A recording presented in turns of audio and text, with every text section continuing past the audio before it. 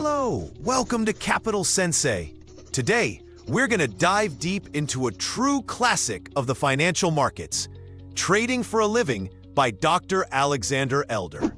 We'll unpack his core philosophy, famously known as the 3 M's: mind, method, and money management. This isn't just about charts and indicators. It's a profound look into the psychology of trading and the discipline required to succeed. Whenever we can, we try to answer questions left in the comments. The experiences you share are incredibly valuable, not just for us, but for everyone watching. So please, feel free to leave a comment with your questions, your own trading stories, or any insights you might have. This is how we build a strong community where everyone can learn from each other. So, who is Dr. Alexander Elder? This is where the story gets really interesting. He wasn't originally a Wall Street guru. He was a psychiatrist in the Soviet Union who, in a truly daring move, jumped ship from a Soviet vessel in Africa and was granted political asylum in the United States. He started a psychiatric practice in New York, but his fascination with the financial markets grew until it became his primary focus. This background is absolutely crucial to understanding his work. He approached the markets not as a mathematician or an economist initially, but as a psychiatrist. He saw the market as a massive, chaotic, and emotional crowd. And he realized that to beat the market, you first had to conquer the enemy within yourself. Your own greed, your own fear, your own undisciplined impulses. This perspective is what makes his book so timeless and so powerful. The entire foundation of Elder's philosophy rests on what he calls the 3 M's: mind, method, and money management. Imagine a 3-legged stool. If any one of those legs is weak or missing, the stool collapses. You can have the best trading system in the world, but if your psychology is a mess, you'll fail. You can be as disciplined as a monk, but with a flawed method, you'll lose. And you can have a great method and a strong mind, but without proper money management, one bad trade can wipe you out. All 3 must work in harmony. Let's start with the first, and in Elder's view, the most important M: mind. This is all about trading psychology. He argues that the market doesn't beat traders. Traders beat themselves. The technical challenges of trading are relatively simple to learn.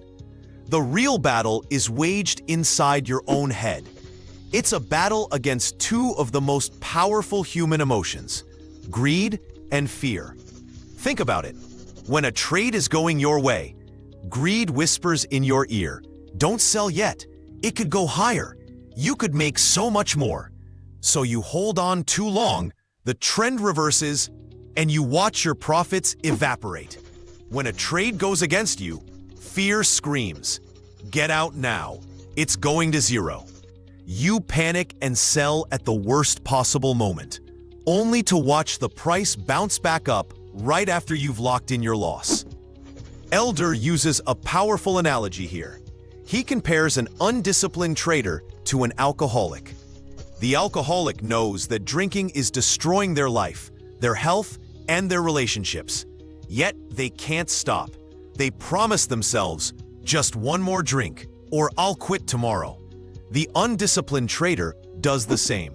They know they're breaking their rules, chasing bad trades, and risking too much. But they tell themselves, "Just this one time, I'll make it all back on this trade." The first step to recovery for both is admitting you have a problem. To combat this, Elder champions the idea of keeping a detailed trading journal. This isn't just a ledger of wins and losses. It's a psychological diary. For every trade you take, you should write down why you entered. What was the setup? What were the indicators saying? But more importantly, how were you feeling? Were you calm and objective? Or were you excited, anxious, or trying to get revenge on the market for a previous loss? Reviewing this journal is like sitting down with a therapist. You start to see patterns in your own behavior. Maybe you notice that you always lose money when you trade on Friday afternoons because you're tired and unfocused. Or maybe you discover that your biggest losses come when you deviate from your trading plan out of impulsiveness. The journal makes you accountable to yourself and turns trading from a random emotional activity into a deliberate professional practice. Another key aspect of the mind is treating trading like a business. This might sound obvious, but it's a profound mental shift for most people. A business has a plan, it has expenses, it keeps records, and it focuses on long-term performance, not a single day's results. When you own a coffee shop, you know you'll have to pay for rent, beans, and employee salaries. These are business expenses. A losing trade is a business expense. It's not a personal failure. It's not a reflection of your intelligence.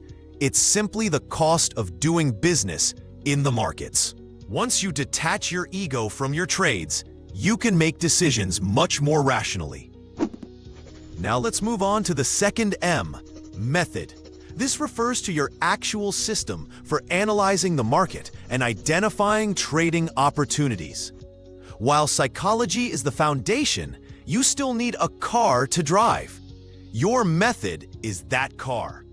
Elder is a strong advocate for technical analysis, which is the study of price charts and market statistics to forecast price direction. The core idea is that all known information, hopes, and fears are already reflected in the price.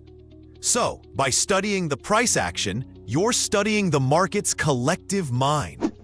One of the first concepts in any method is identifying the trend. Elder stresses that the market exists in one of three states: an uptrend, where prices are generally making higher highs and higher lows, a downtrend with lower lows and lower highs, or a trading range, where the price is bouncing between two boundaries. He famously says, "The trend is your friend. It's like a river's current. It's much easier to swim with the current than to fight against it." Your probability of success is much higher if you're buying in an uptrend and selling in a downtrend. How do you identify this trend? One of the simplest and most effective tools he highlights is the moving average. A moving average smooths out the chaotic day-to-day price fluctuations to show you the underlying direction. For example, if the price is consistently staying above its 50-day moving average, it's a good sign that you're in a healthy uptrend. If it's consistently below, the trend is likely down. Next, Elder talks about support and resistance. Think of these as horizontal floors and ceilings for the price. Support is a price level where buying interest is strong enough to overcome selling pressure, and the price bounces up. Resistance is the opposite, a level where selling pressure overwhelms buying pressure, and the price turns back down. These levels are created by market psychology. A price that was once a peak, resistance, can later become a floor, support, once it's broken. Identifying these zones helps you find logical places to enter trades or place your protective stops.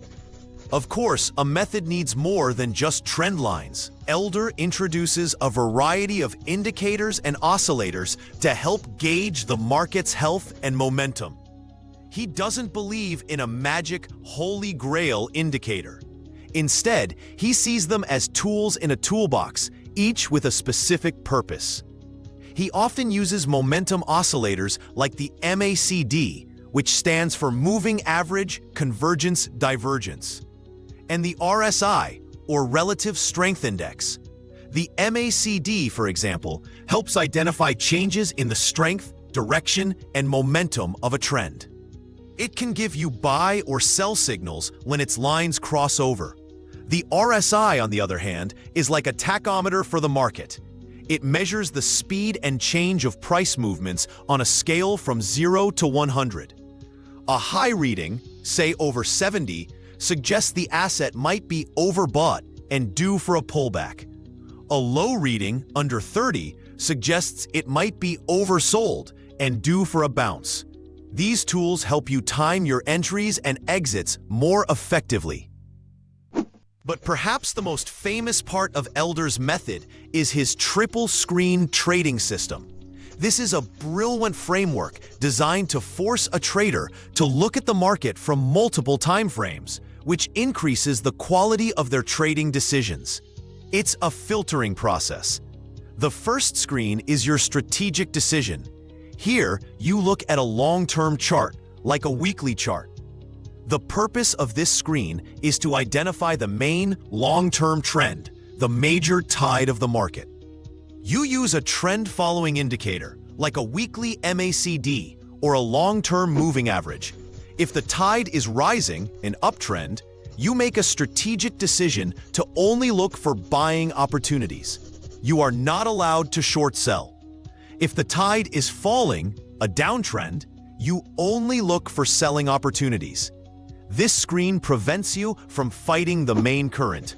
The second screen is your tactical decision. Here, you move to a shorter time frame, like a daily chart. The goal here is to find a move that goes against the main tide identified on the first screen. If the weekly chart shows an uptrend, you use the daily chart to wait for a temporary price dip or pullback. This is where you want to buy, on weakness within a larger uptrend.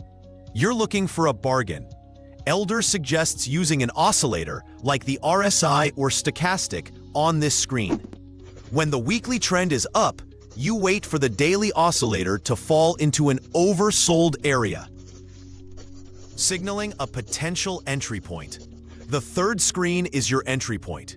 This screen doesn't require a new chart. It's simply the execution of the trade based on the signals from the first two screens. After the first screen confirmed the uptrend and the second screen identified a pullback, the third screen is about finding the precise moment to pull the trigger. Elder suggests using a trailing stop-loss order to enter. For example, if you're looking to buy after a dip, you might place a buy order just above the previous day's high. The idea is to wait for the price to resume its upward movement before you jump in, confirming that the pullback is likely over. Imagine you're planning a fishing trip. The first screen is the weather forecast for the week. It says sunny with calm seas. So you decide, okay, it's a good week to go fishing. That's your strategic decision. The second screen is you at the lake, looking for a spot where the fish are biting. You see a little cove where there's some activity. That's your tactical decision. The third screen is casting your line at the exact moment a fish surfaces. That's your entry. The triple screen system forces this kind of disciplined, multi-layered analysis. Now, we arrive at the third and final M, money management. Elder is adamant about this. He says you can be a mediocre analyst, but a great money manager, and still be successful. But you can be a brilliant analyst with poor money management, and you will absolutely go broke. This is what separates the professionals from the amateurs. It's the art of managing risk and preserving your capital so you can stay in the game long enough to be profitable. The cornerstone of his money management system is the famous 2% rule. This rule is simple but incredibly powerful. You should never risk more than 2% of your total account equity on any single trade. Let's make this concrete. If you have a trading account with $10,000, 2% of that is $200. This means the maximum amount you are allowed to lose on any one trade is $200. Period. No exceptions. This rule dictates two things: where you place your stop loss and how many shares you can buy, which is known as position sizing. Let's say you want to buy a stock that's trading at $50. Based on your technical analysis, you decide a logical place for your stop loss is at $48. This means your risk per share is $2. 50 minus 48. Since your maximum allowable risk for the entire trade is $200, you simply divide 200 by your per share risk of $2. The result is 100. This means you are allowed to buy 100 shares of that stock. That's it. This mathematical formula removes the emotion from position sizing. The 2% rule is your defense. It ensures that no single trade can ever hurt you too badly. You could have a string of 5, 6, even 7 losing trades in a row and still be in the game because your losses are small and controlled. A gambler goes all in on one hand. A professional trader manages risk with meticulous care. But Elder adds another layer of protection. The 6% rule. This rule acts as a circuit breaker for your entire account.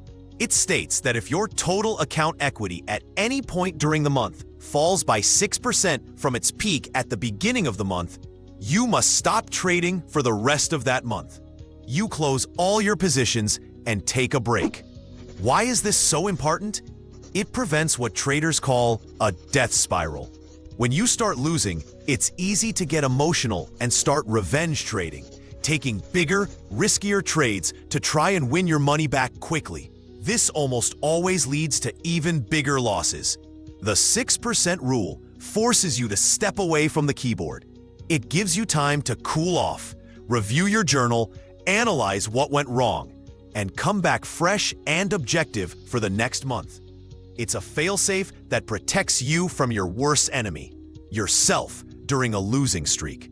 Another critical component of money management is the concept of risk-to-reward ratio. Before you even enter a trade, you should have a clear idea of your potential profit target and your maximum acceptable loss, your stop loss. A professional trader will only take trades where the potential reward is significantly larger than the risk. A common guideline is a ratio of at least 3 to 1. For example, if you are risking $2 per share on a trade, your stop loss, your profit target should be at least $6 per share away. Why?